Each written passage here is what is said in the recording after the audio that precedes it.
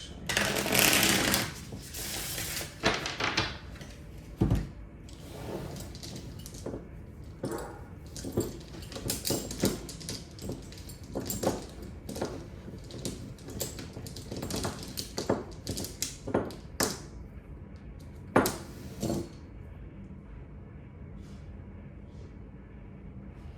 Got the moon energy and Pisces energy.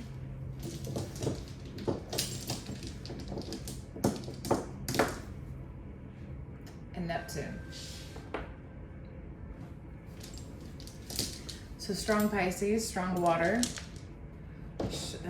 Dreams, which I had very vivid dreams last night. So I heard lucid.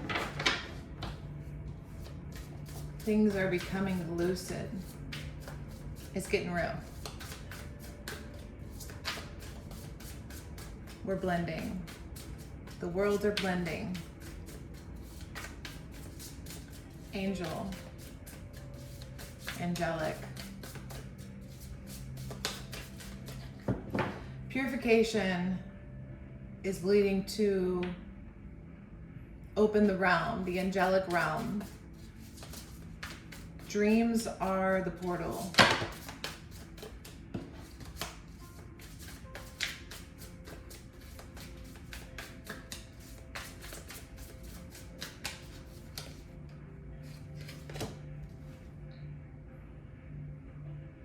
Solar plexus, earth energy. I feel like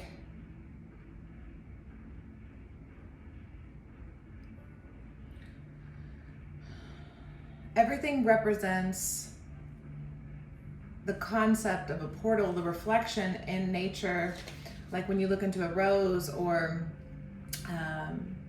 that God fingerprint with the seashell, you know, that we're interpreting. Behind the black and white is the color, and beyond the squares are the circles, and the circles represent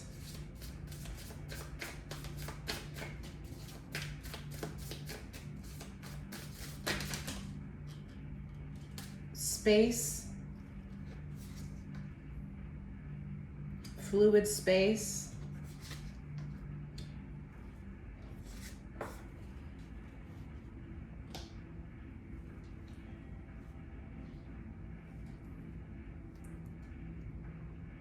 so the number 9 was coming to me, and before I turned on the camera, and we have 2 number 9s and a double 0. Well, it's only a 0, but I see 4 zeros to be technical. I'm feeling like the 0s and 1s we're starting to learn about coding and computers and technology, because we're seeing through the codes now. A lot of people have access now. The path there is individuation. In some way, shape, or form, the success lies in the ability to individuate, which is so different than the past. The past was all about togetherness, community, tribe, which we do need. Don't take it away. But the dream space, the illusion, the next world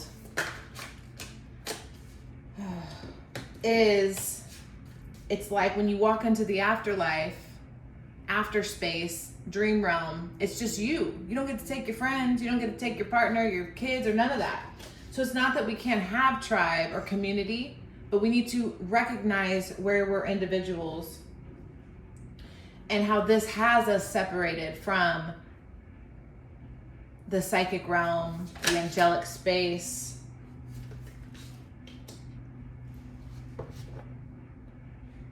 The pyramid codes, the downloads.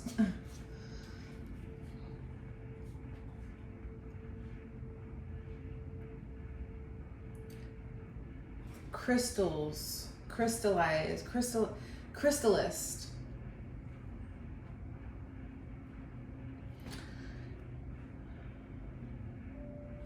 Our bodies are becoming less dense. We're going into, in order to see the world vibrate around you in the harmony you want to see, it's going to require a chrysalis.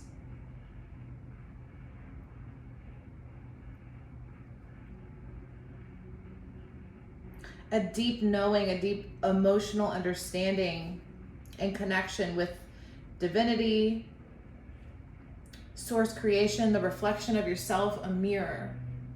Mirroring your soul into the earth realm is going to bring a chrysalis form or some sort of crystal body. Like I'm seeing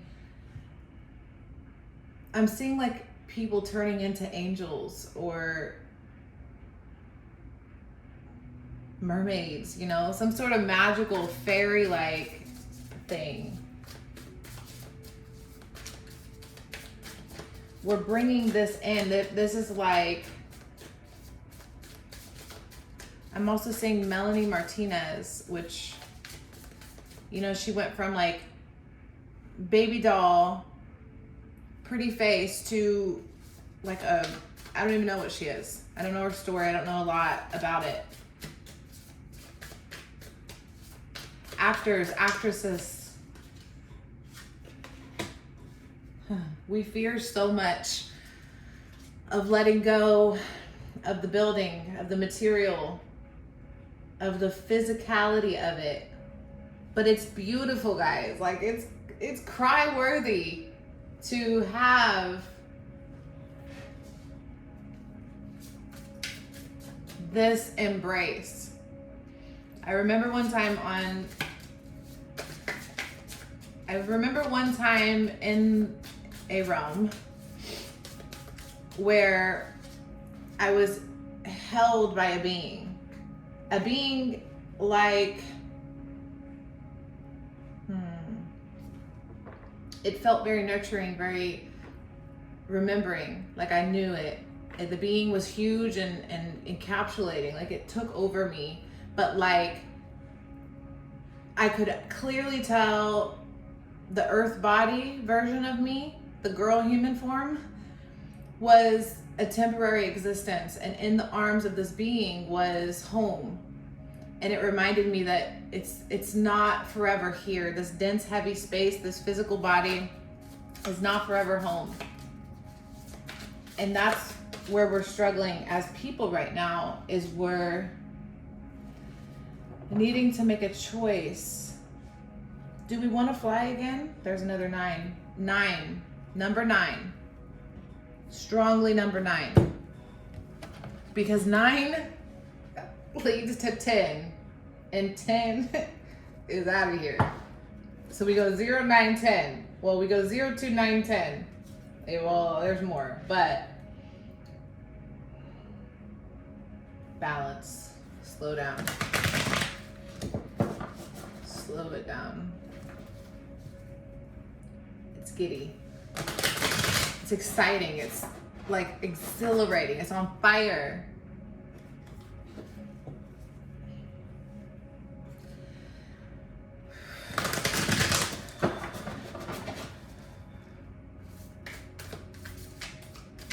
It's beautiful.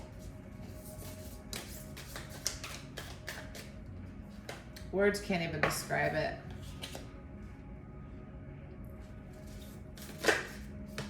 Like what I'm seeing is our future in a space of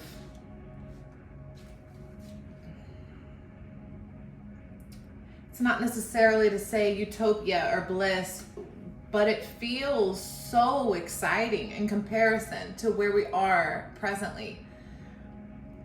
It's not about the future. It's not about the past. It's about bringing into the moment a memory so we can reshape reality and form it to be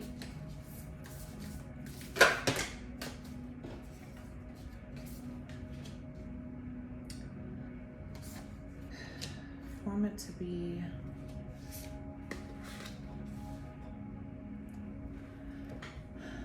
efficient, more at more capacity, or how do I put that? Eros again. Interesting. Crystal is the stone.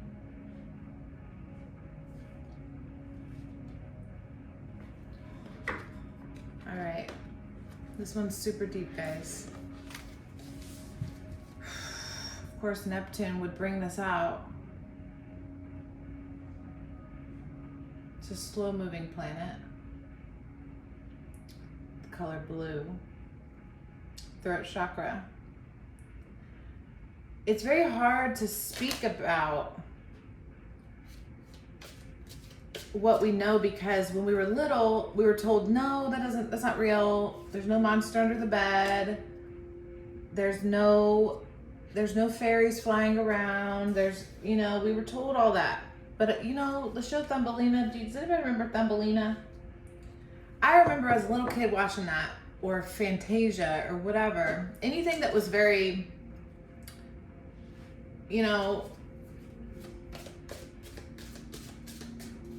mystical.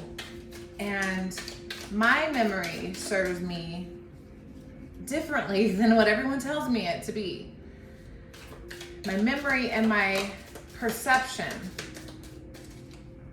are vastly different than what everyone tells me it should be, which aligns with the realm of mental illness. I find myself limiting my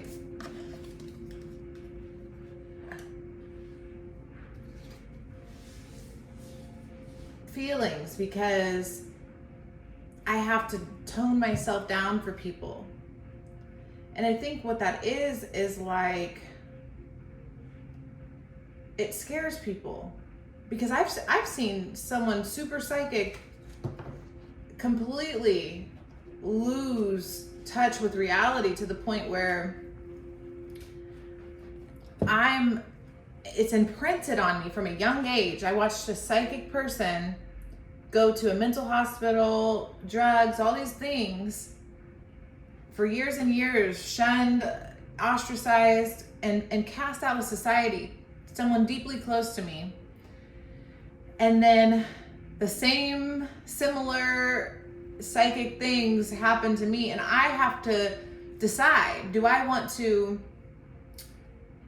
go more in depth? Do I want to enter that realm, or do I want to tone myself down and limit myself more?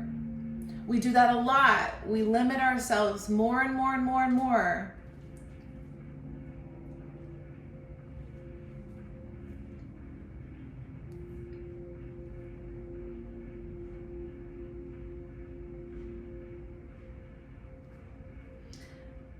But it would serve us well to allow the child in us to speak and to open up and to feel vulnerable, to have what we dream of and hope for in this world. And my inner child wants to see the fairies. I want to connect to the realm that tells me this isn't it. That's not all there is, guys. The show is not over. It's not this limited. You can't have something as beautiful as a flower bloom and tell me that this physical existence is maximum. Because astrally and cosmically, we're fighting for this. This is I'm hearing. This is a few steps away from our dreams coming true. For us to hear the poetry in the trees and the woods, for us to dance, see the stars dancing in the sky, to feel the earth embracing us with love. There's so much song and music and emotion that we're not experiencing. We're not dancing, we're not singing, we're not feeling. Some are, many are, a lot of us aren't. And that space for us are dreams. We have to fight. We have to set the order back into motion.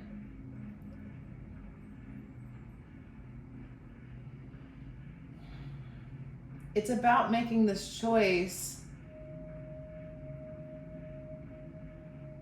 Listening to your heart and your intuition, it's challenging. It's contradicting to what we see. So doing so is like a fight for your life. If you dig deep enough to your inner child to get into the realm that you dreamt of as a little person, is a fight. It's a battle, and to win is to turn away from the world as it's presented to you and to create the world as you see it to be. And the person I'm speaking of that has inspired that in me is a Pisces.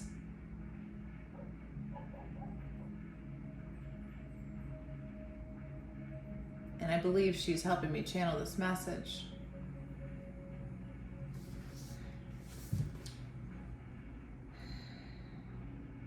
We're going to read the stone.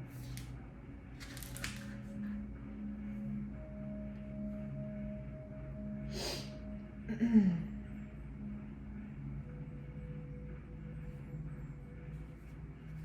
I can find it.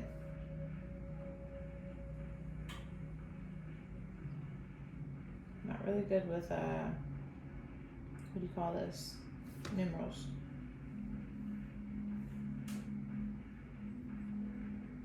Whoa, I really can't find it.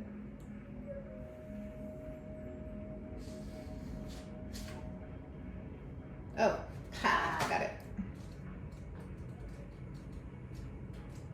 Navigating numbers and this is navigating at this low frequency of the earth realm of physical life is very hard. Just wanted to share that. That wasn't even the right page. And everyone that can do it, I literally cheers to you. The stone, the eternal, the anchor, the rock. As an archetypal object, the stone holds a psychic and literal weight. Its energy is one of permanence, concreteness, and reliability. The stone's ability to transform is nearly imperceptible to us, as it changes ever so slowly over countless human lifespans. A single stone may see thousands of generations come and go. Therefore, it contains an ancient and eternal presence. The stone is best used to anchor our wild side, so no matter how far we roam, we can always find our way back.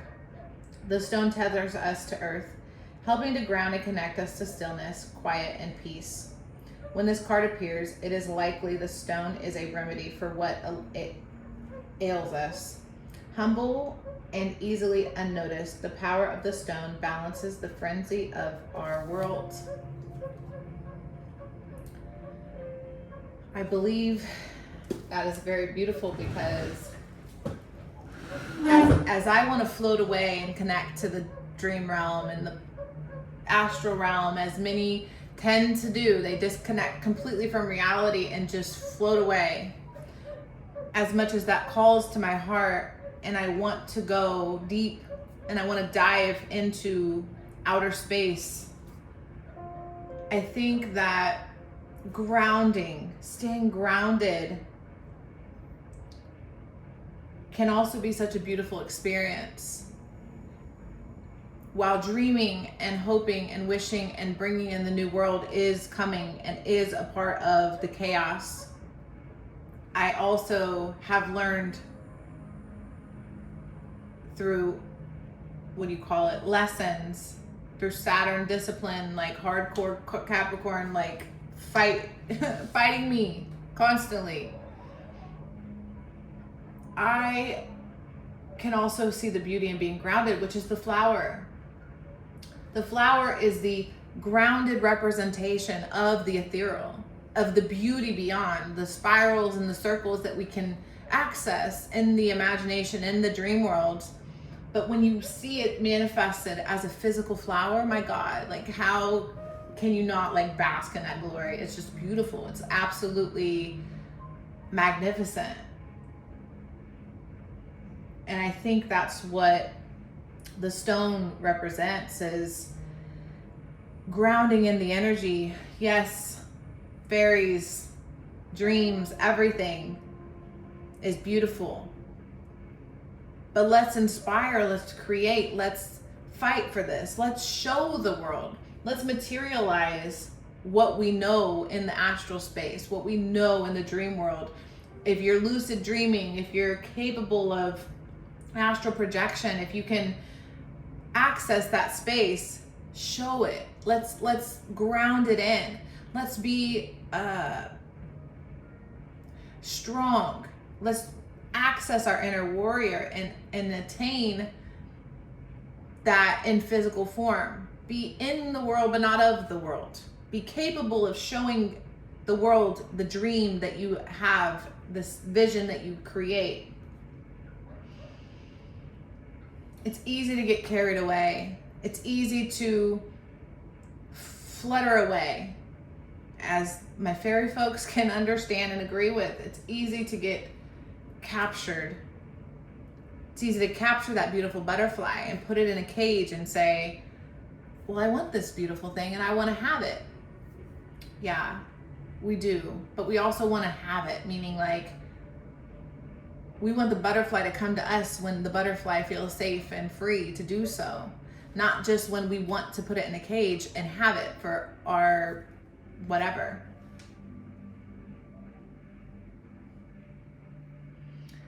It's absolutely beautiful. I'm gonna leave it there. Thank you so much.